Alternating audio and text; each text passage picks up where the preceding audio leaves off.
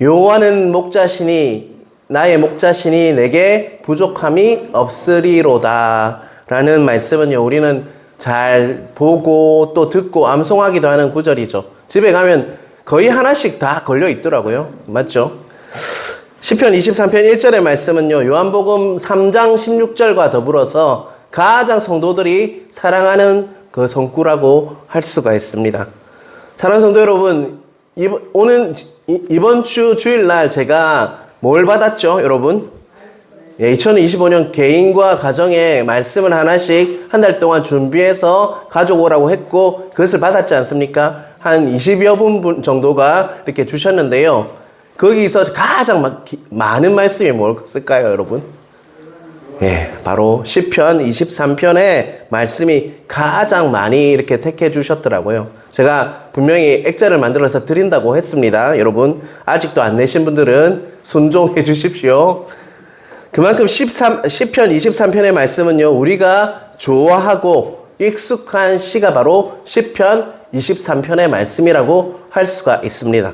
그런데 우리는요, 시편 23편을 보기 전에 한 가지 조금 보고 몇 가지를 이해해야 할 부분이 있어야지 이 말씀을 더욱더 깊이 이렇게 알 수가 있다는 것입니다.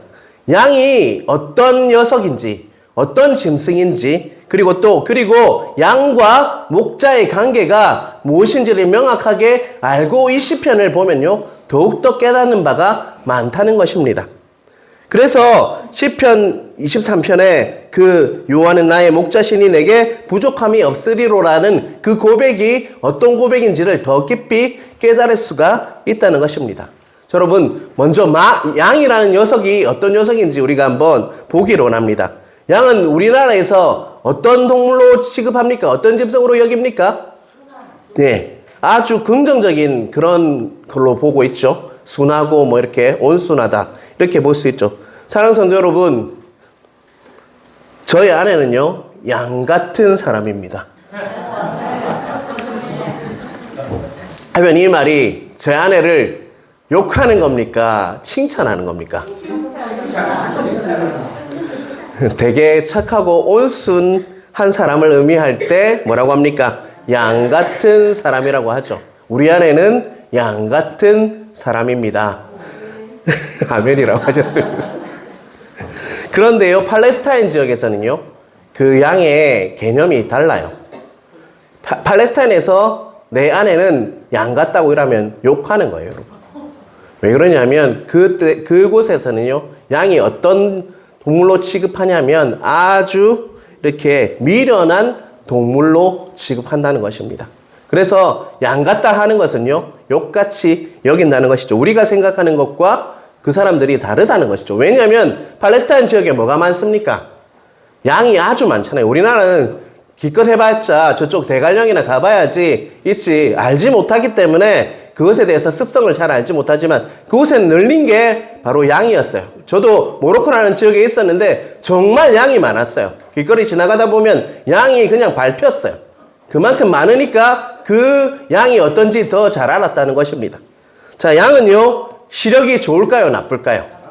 나빠서 눈이 잘 보이지 않습니다.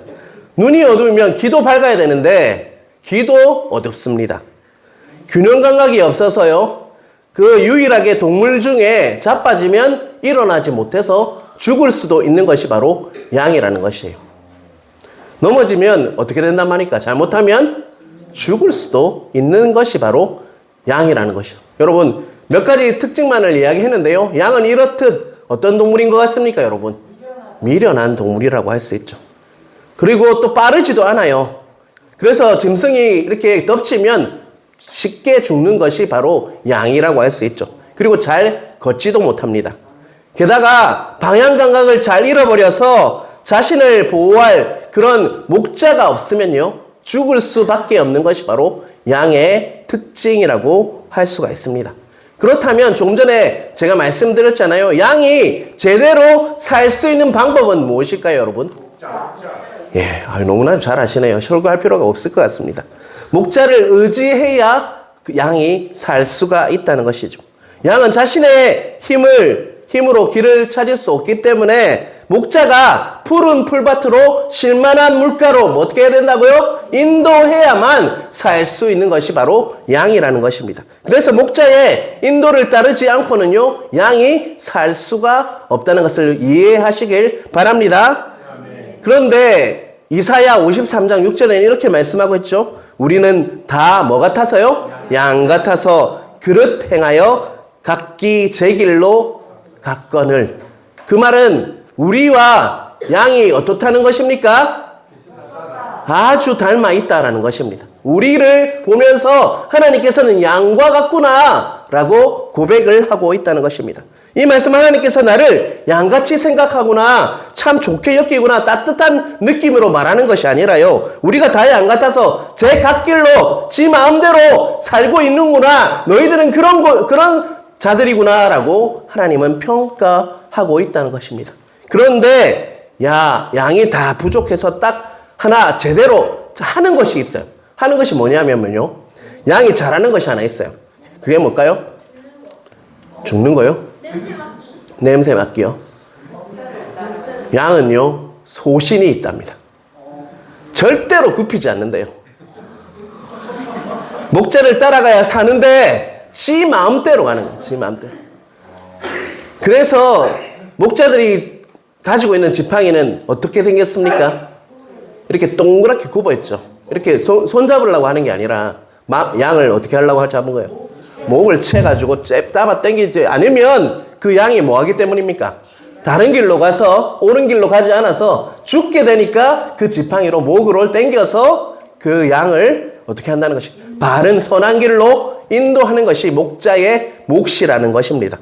하나님을 믿는다는 것은요, 내가 내 삶의 주인이 되어서 내가 계획하고 독점적으로 사는 것이 아니라 양처럼 목자의 음성을 들으면서 목자가 인도하시는 대로, 하나님이 인도하신 대로, 하나님께서 원하시는 대로 살아가는 것이 바로 우리의 인생이라는 것을 깨달으시길 바랍니다. 하나님은 내 삶의 주인이요, 바로 나의 목자가 되는 것이 우리의 하나님과의 관계, 목자와 양의 관계라는 것을 꼭 이해하시는 여러분 되시길 주님의 이름으로 축원합니다. 우리는 목자가 아닙니다. 삶에서 내가 목자가 되려고 하면요, 안 된다는 것이죠. 우리는 무엇이 되어야 한다고요? 목자를 따라가는 양과 같은 인생이 되어야지만 그 목자께서 인도하시는 대로 가장 좋은 곳으로 가게 되고 정말 쉴만한 물가로 가서 부족함이 없다는 고백을 할 수가 있다는 것을 꼭 이해하시는 여러분 되시길 간절히 바랍니다. 자, 1절을 우리 다시 한번 크게 한번 읽어볼까요? 여호와는 나의 목자시니 내게 부족함이 없으리로다. 분명히 이 말씀은 너무나도 수없이 들었던 말씀입니다. 그런데요, 이 말씀을 거꾸로 뒤집어서 다른 부분으로 보면요, 이렇게 고백할 수 있어요. 여호와 한 분만이 나의 뭐라는 것입니까? 나의 목자시다. 여호와 한 분만이 나의 목자시다. 그리고 여호와 외에는 목자가 없다라고 다른 부분으로 우리는 해석할 수 있다는 것입니다. 다시 말하면 내가 목자라고 여기는 무엇이든 있을 수 있어요. 여러분이 아닌 것 같지만 내가 목자라고 여기는 것들이 있어요. 그게 뭐냐면 돈일 수도 있고요, 사람일 수도 있어요, 자신의 정말 꿈일 수도 있어요. 그게 목자라고 여기며 살아가면요, 우리는 잘못 갈 수 있다. 오직 여호와만 따라가야 한다. 나의 목자는 누구라고요? 오직 여호와 한 분밖에 없다 고백이요. 그렇기 때문에 나에게는 부족함이 없다. 이 고백이 바로 1절의 고백이라는 것을 잊지 마시길 바랍니다. 그리고요, 나머지 구절 2절, 3절, 4절, 5절, 6절은요, 그 여호와께서 목자시기 때문에 어떤 일이 일어나는지에 대해서 말씀하고 있다는 것을 이렇게 이해하시면요, 2절, 3절, 4절, 5절이 더욱더 잘 보인다는 거 잊지 않으시는 여러분 되시길 바랍니다. 자, 2절을 한번 보겠습니다. 그가 나를 푸른 풀밭에 누이시며 쉴만한 물가로 인도하시노라. 혹시 필립 켈러라는 목사님을 들어보신 분이 있습니까? 없으시죠? 혹시 그러면 양과 목자라는 책을 읽어보신 분이 있으세요? 필립 켈러라는 목사님은요, 2절의 말씀 푸른 풀밭에 누이시며 라는 그 부분에 대해서 어떻게 양이 누울 수가 있을까? 자신도 양을 좀 이렇게 알기 때문에 양은 누울 수가 없는데 왜 2절은 푸른 풀밭에 누이시며라고 말씀하고 있을까라고 그것이 궁금해서요. 이스라엘 나라로 직접 갔습니다. 그리고 8년 동안 직접적으로 목자가 되어서 살았습니다. 그런 후에 양과 목자라는 책을 썼습니다. 여러분 이 책을 한번 읽어보실 필요가 있습니다. 우리가 정말 시편을 이해하고 하나님을 이해하는데 이 책은 많은 도움을 줍니다. 뭐라고요? 책 이름이 양과 목자라는 책이 있어요. 한번 읽어보시길 바랍니다. 이 책에 따르면 양들이 눕기 위해서는요 4가지 환경이 있어야 한대요. 첫 번째는요 맹수가 오잖아요. 그것들로부터 자유롭다는 것을 느끼면 양이 어떻게 해야 된다고요? 누울 수가 있다. 첫 번째 조건일 뿐이에요. 그거는. 두 번째는요 해충이 없어야 된대요. 여러분 근데 양이 여러분 양 하면 어떤 걸 상상하십니까? 뽀얗고 하얀 양을 상상하시는데 제가 본 양은 그렇지 않습니다. 엉덩이에 똥이 덕지덕지 붙어가지고요. 또 털은요 시커매요. 때가 묻어가지고 그런 양이에요. 그런 양에게 해충은 어떨까요? 잘 붙게 되어 있다는 것입니다. 그리고 다른 양이 공격하는 그런 두려움이 없어야지만 누울 수가 있다고 합니다. 또한 배고프지 않아야지 이 4가지 조건을 충족해야 돼요. 첫 번째 뭐라고요? 맹수. 두 번째는 해충. 세 번째는요 다른 또 양이 나를 때리지 않는다. 그런 마음이 있고 또 4번째는요 배고프지 않아야지만 누울 수가 있다는 것입니다. 그런데 그 목사님 켈러 목사님이 8년 동안 지켜봐도요 눕는 양을 거의 보지 못했다는 것입니다. 양이 어떻다는 것입니까? 눕지 않는다는 거예요. 왜 눕지 않을까요, 여러분? 두려움이 많아서입니다, 여러분. 요한은 목자시기 때문에 부족함이 없다고 했죠. 그리고 나를 푸른 풀밭에 누이신다고 했는 실만한 물가로 인도하신다고 했는데요. 그가 푸른 풀밭과 실만한 물가로 가서 누울 수 있을 때는 어떨 때일까요, 여러분? 두려운 마음이 하나도 없을 때요. 맹수도 없고 해충도 없고 그리고 또 다른 양들이 나를 해친다는 그런 보장이 있고 배도 고프지 않을 때만 누울 수 있다는 거예요. 그런데 여러분 골리앗은요 다윗은 누구를 이겼습니까? 다윗은 항상 골리앗을 이겼지만 그가 다니는 그 삶은 어떤 삶이었습니까? 누웠던 삶입니까? 아니면 누울 수 없는 삶이었습니까? 항상 어땠습니까? 광야에서 사울이 쫓아오고 맹수와 싸우고 항상 누울 수 없는 상경이었어요. 조금 전에 골리앗과 싸울 수 있었다고 했는데요. 그는 누울 수 없었지만 그가 골리앗을 이겼고 사울이 그를 죽이려 했지만 다 실패했습니다. 다윗이 골리앗을 이긴 것 같지만 사실 이 말은요 반만 맞은 거예요. 다윗이 골리앗을 이긴 것이 아니라 다윗이 누구 때문에 이긴 거예요, 여러분? 목자이신 하나님의 능력으로 그가 골리앗을 이겼다는 것을 여러분 깨달아야 합니다.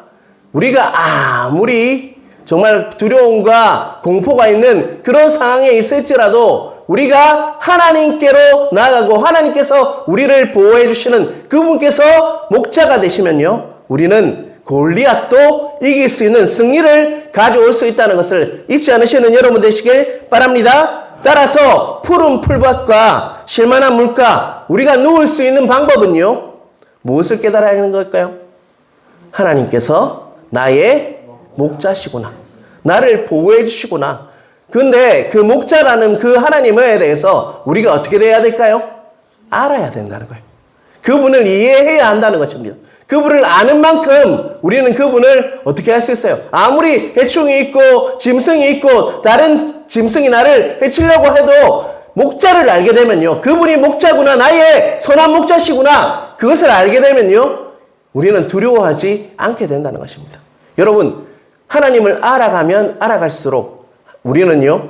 두려움이 아니라 정말 그분이 나를 지켜주시는 분이구나. 그분이 어떤 분인 것을 알게 됨으로 인해서 하나님과 더 친밀하면 친밀할수록 그분을 더 알아가면 알아갈수록 우리는 두려움이 아니라 하나님이 주시는 평강을 누리고 어떠한 골리앗과 같은 그런 적이 있을지라도 어떻게 된다는 거예요? 승리하는 삶을 살 수가 있다는 것입니다.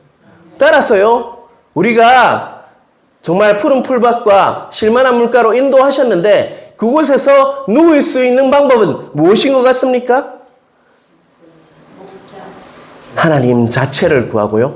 하나님 얼굴을 구함으로 그분과의 깊은 교제, 우리가 1년 동안 하나님과 뭐 하라고 제가 말씀드렸습니까? 친밀할 때 우리는요, 그분을 더 알게 되므로, 그분이 목자이신, 그분이 누구신지를 알게 되므로 우리는 더욱더 안식을 누리며 평강을 누릴 수가 있다는 것입니다. 여러분, 말씀을 통해서, 기도를 통해서, 예배를 통해서 하나님과 친밀하셔서 하나님이 어떠한 분이신지를 깨달음으로 그분을 더욱더 신뢰함으로 어떠한 상황과 환경일지라도 실만한 물가로 가서 또 푸른 풀밭에 누워서 하나님을 누리는 여러분 각자 되시길 주님의 이름으로 축원합니다.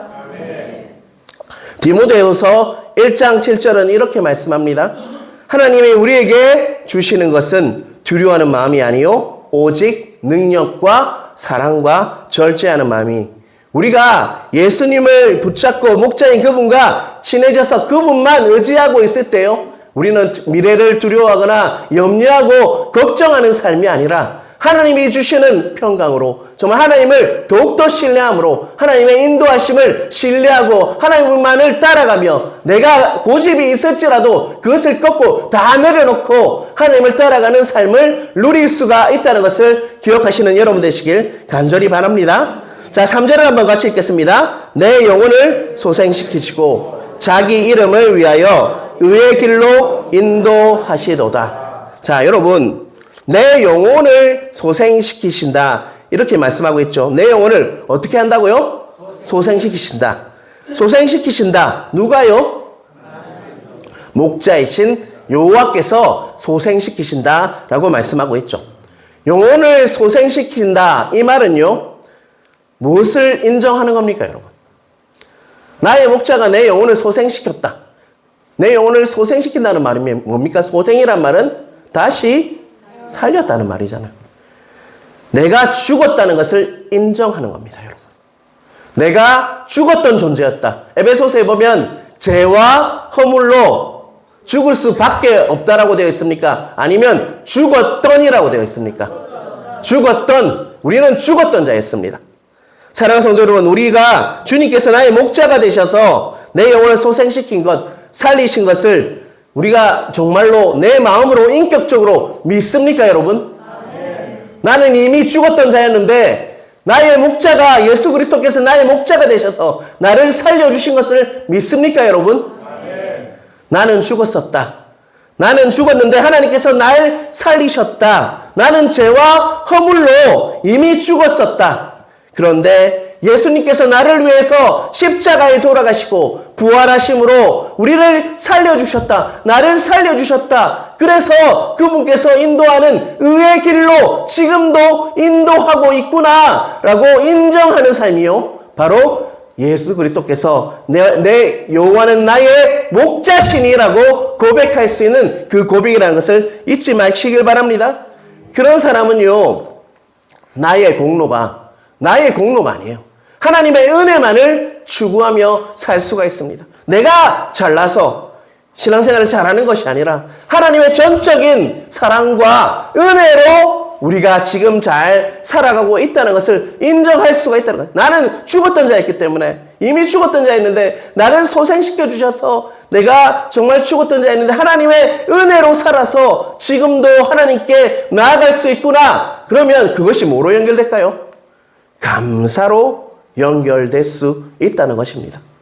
여러분, 2024년을 살면서 불평할 일이 많았습니까?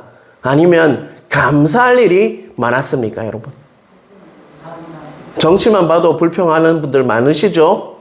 경제만 봐도 불평하시는 분들 많으시죠? 여러분, 그런데요, 내 영혼을 소생시켜 주신 분이 나의 목자 되시는 예수 그리스도다. 선한 목자 되시는 그분 때문에 내가 살았다는 것을 아는 분들은요, 불평하지 않습니다. 감사할 수밖에 없다는 것입니다. 그분 때문에 내가 부족함이 없는 인생을 살고 있다는 것을 알기 때문에 정말 하나님께 나아가서 기도하며 정말 예배드릴 때마다 감사와 찬양이 나올 수밖에 없다는 것을 잊지 않으시는 여러분 되시길 간절히 바랍니다.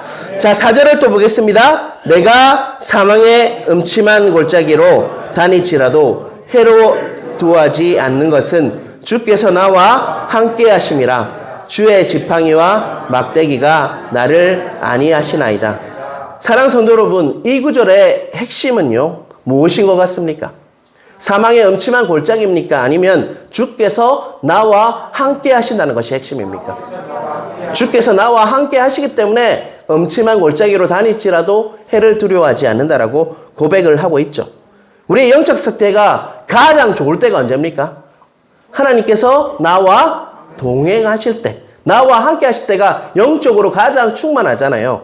그렇다면 우리가 주님과 함께 하심을 가장 기도할 때는 또 언제입니까, 여러분? 아, 하나님 저와 정말 함께 해주셔야 합니다. 이렇게 막 간절히 기도할 때는 언제입니까? 사망의 음침한 골짜기를 다닐 때 우리는요, 하나님 우리를 나를 도와주세요. 정말 너무 힘듭니다. 나와 동행해 주셔야 합니다. 라고 기도하지 않습니까? 시편 23편은요, 다윗의 왕이 되고 나서 쓴 시가 아니에요. 그가 누구한테 쫓길 때요? 사울에게 정말 쫓겨서 또 다른 나라 블레셋에 가서 침을 흘리면서 하기까지 그 도망 다닐 때 쓴 시가 바로 시편 23편입니다. 최악의 상황 속에서 그가 적었던 시가 바로 시편 23편이에요. 그런데 그때 하나님께서는 다윗과 어떻게 해주셨습니까? 함께 해주셔서 그를 죽일 수가 없었다는 것입니다. 그런데요, 여러분, 지금 사망의 음침한 골짜기를 다닐 때는 하나님께서 함께 해주셨어요. 그래서 아무도 그를 죽일 수가 없었어요. 그런데 다윗이 죄를 지었을 때는 언제입니까, 여러분? 왕이 되었을 때, 왕이 되어 평탄한 기간을 이렇게 누리고 있을 때, 자신이 나가지 않아도 전쟁에서 승리하고 낮에 한숨 잘 수 있어가지고 옥상에서 이렇게 실실 거니고 다니고 있다가 한 여자가 목욕하는 것을 보며 음욕을 품었을 때 그가 죄를 저질렀다는 것입니다. 오히려 골짜기 때는 어땠다고요? 하나님께서 함께 하심으로 하나님을 찾았어요. 그래서 하나님께서 함께 해주셨고, 우리가 정말 그 시간을 통해서 다윗이 정말 하나님의 도우심으로 잘 살았다는 것을 우리는 알 수 있습니다. 그런데 그가 죄 지었던 때는 언제라고요? 내가 왕이 되었을 때입니다. 뭐라고요? 그가 죄를 지었을 때는 내가 왕이 되었을 때 죄를 지었다는 것입니다. 요아가 목자가 아니라 누가 목자였어요? 내가 왕이 되어서 내가 목자가 되었을 때 그는 죄를 짓고 말았다는 것입니다. 우리는요, 이것을 통해서 깨달아야 할 부분이 있습니다. 우리가 평탄할 때 우리는 더 조심해야 한다는 것입니다. 일이 잘 될 때 우리는 더 주의해야 한다는 것입니다.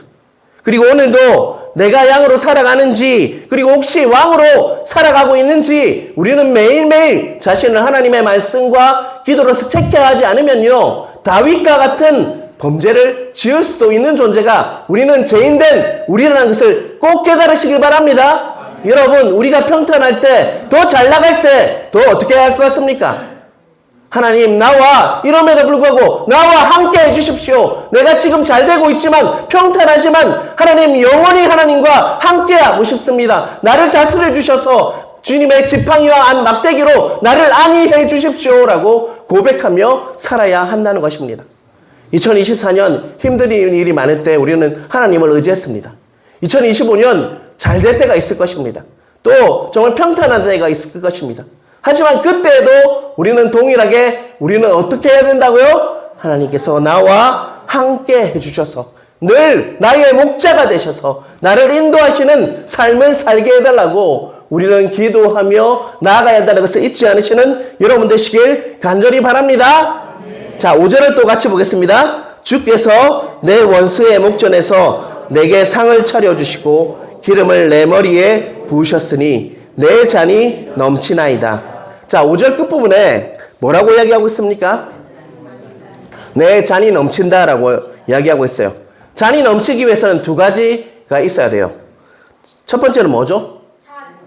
네, 채울 잔이 있어야 되겠죠. 또 두 번째는요, 부어 채워져야 되잖아요. 그래야지 넘치잖아요, 여러분. 부어져야 할 부분은 누가 주십니까? 그걸 믿으십니까? 하나님은 왜냐하면 은혜와 사랑이 충만하신 분이기 때문에 우리에게 은혜와 사랑을 전적으로 부어 주실 것을 믿습니까? 그분은 2025년도에도 우리에게 은혜와 사랑을 부어 주실 것입니다. 그것을 믿으시길 바랍니다. 항상 우리 주님은요, 우리에게 늘 주시는 분이세요. 아끼지 않고 주시는 분이 하나님이시라는 것이죠. 그런데 더 중요한 것은요, 잔이 넘쳐서 흘러내리기 위해서는 잔의 상태가 정말 중요하다는 것입니다. 내 잔이 넘치기 위해서는요, 잔이 어떻게 됐을까요? 깨지지 않고 온전해야겠죠. 깨끗한 잔이어야겠죠. 잔이 깨져서 줄줄 새면 부어줄지라도 다 어떻게 됩니까? 흘려버리게 되어 있다는 것입니다. 그런데 우리를 돌아보면요, 그런 잔들이 많다는 거예요. 마음이 상하고 깨어져서 쓴뿌리 때문에 줄줄 하나님이 은혜와 사랑을 많이 부어주셔도 줄줄 새는 상태가 많다는 것입니다. 특별히 잔이 새는 첫 번째 이유는요, 시험받아서입니다. 여러분, 예수님께서 뭐라고 말씀하셨습니까? 우리 주기도문 할 때 시험에 들지 말게 하옵시고, 또 예수님께서는 시험에 들지 않게 깨어서 뭐하라고 하셨습니까? 기도하라고 분명히 말씀했습니다. 우리가 잔이 깨어지는 이유는요, 시험 들어서입니다. 내년에는 시험 들지 않으시고 정말 깨어서 기도하시고 늘 하나님 앞에서 예배를 함으로 정말 그 상한 마음들이, 쓴뿌리들이 제거되며 하나님께서 만져주셔서 상한 심령이, 상한 잔들이 회복되는 은혜가 있길 주님의 이름으로 축원합니다. 그리고 무엇보다 시험은 뭐 때문에 가장 많이 드는 것 같습니까? 내 욕심. 공동체에서 가장 시험 들게 하는 것은요, 말 때문입니다.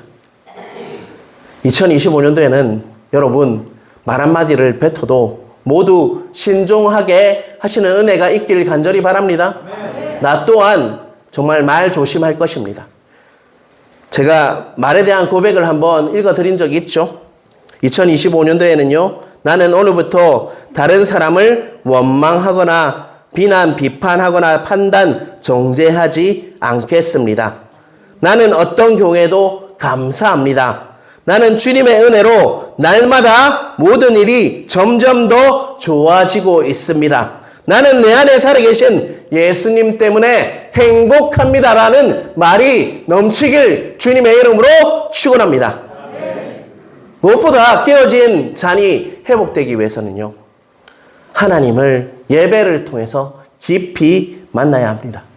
깨어진 마음이 회복될 수 있는 최고의 방법은요, 하나님께서 예배를 통해서 만져주시는 것이에요.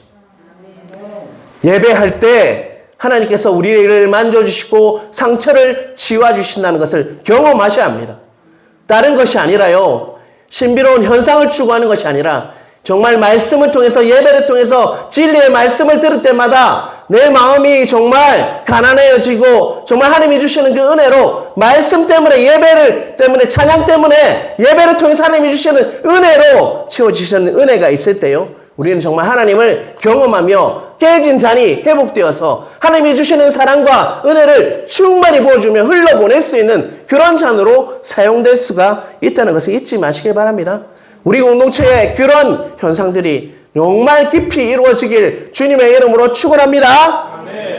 부족함이 없다는 고백들이 넘칠 수 있는 방법은요, 내가 먼저 내 깨어진 잔들이 회복되어져야 합니다.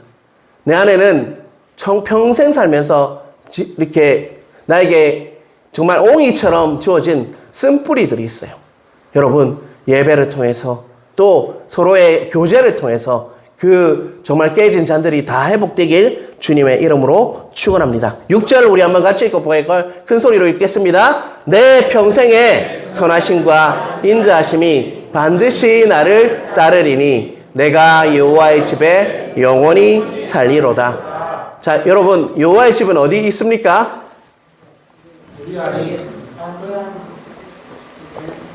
우리 안에 있죠. 그런데 그것은 천국이라고 하죠. 그죠? 하나님 나라 천국이라고 하죠. 여러분, 우리가 영원히 거할 곳은 어디입니까? 이곳입니까? 하나님 나라 맞습니까? 천국 맞습니까? 그곳에 예수님 믿기 때문에 그곳에 갈 것을 확신하십니까? 여러분, 제가 두 가지 옵션이 있는데요. 어떤 집을 선택할 때 두 가지 옵션을 하나 드리겠습니다. 3일 동안 초가집에 살고 나면 평생 좋은 집을 주겠습니다. 첫 번째 옵션입니다. 두 번째는요. 3일은 진짜 좋은 집에 살고 그 다음부터는 초가집에 살아야 한다. 두 번째 옵션입니다. 어떤 옵션을 취하겠습니까? 3일 동안 초가집에 살아도 영원히 좋은 집에 살 것을 여러분은 택하지 않겠습니까? 여러분, 우리가 예수 믿는 인생이 그런 것 같습니다. 지금은 초가집과 같은 힘든 세상에 살고 있지만 하나님께서 영원히 여호와의 집에 영원히 살리로다 약속하셨듯 우리를 영원한 집에 살게 하실 것입니다. 왜냐고요? 여호와는 나의 목자가 되셔서 부족함이 없는 자로 우리를 불러주셨기 때문입니다. 그러한 은혜를 정말 2024년 누렸다면 2025년도에도 온전히 누리는 여러분 되시길 주님의 이름으로 축원합니다. 여호와는 목자시니 나에게 부족함이 없다. 이 말은요, 바로 천국의 언어라고 할 수 있습니다. 여러분, 이 고백은요, 아무나 할 수 있는 고백이 아니에요. 여호와는 나의 목자시니 내게 부족함이 없으리로다. 이 고백이 여러분의 고백이 되길 주님의 이름으로 축원합니다.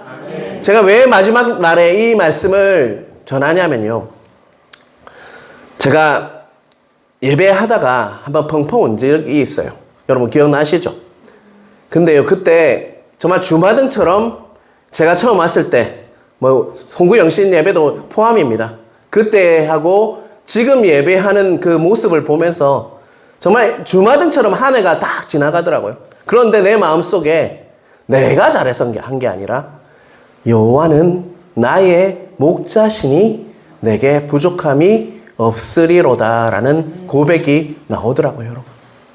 여러분, 우리가 부족함 없이 그런 삶을 살 수 있는 이유는요, 나의 목자가 누구시기 때문입니까?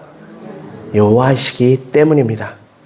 2025년도에도 그 고백이 여호와는 나의 목자시니 내게 부족함이 없다는 고백이 여러분 각자 그냥 형식적으로 고백하는 것이 아니라 정말 진심으로 인격적으로 고백하는 여러분의 고백이 되시길 주님의 이름으로 축원합니다.